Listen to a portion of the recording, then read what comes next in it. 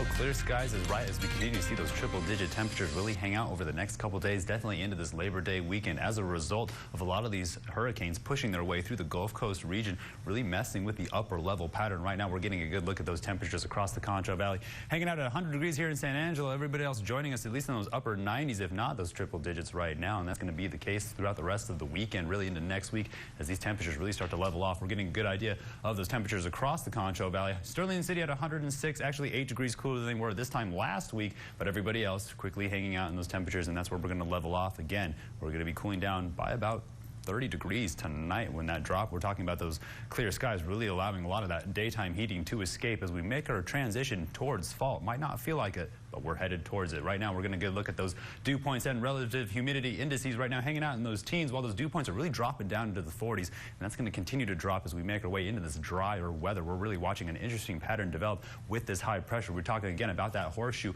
We're going to watch this Labor Day horseshoe high pressure really wrap around as a result of a lot of these hurricanes. And then by the time we get towards the middle of next week, watching more high pressure really push those winds out of the north and more out of the west as we make our way. We're trying to see that opportunity for thunderstorm activity, but a lot of this hurricane season giving us a hard time. The severe weather outlook right now really hanging out across New Mexico, and that's where we're starting to see a lot of this development. But I was talking to a lot of production around the studio about what we're looking at here at the West Atlantic. This is the remnants of Tropical Storm Idalia, or at least that hurricane that pushed through. And if we see enough significant damage from the survey, they might retire that name. But to the east of it, that's Hurricane Franklin, and right behind it, those are in areas of tropical disturbance favorable for development. Now, right now, we know that hurricanes are the fastest transportation of hot air to the poles. And right now, this is letting me know that it's a lot of hot air headed towards the north. I don't think I've ever seen 3 hurricanes, or at least inclinations of hurricanes, working in unison, making its way northeast, with a lot more hurricanes slated to make its way into our region by about early next week. We were looking at long-range patterns making their way in from the Canary Islands,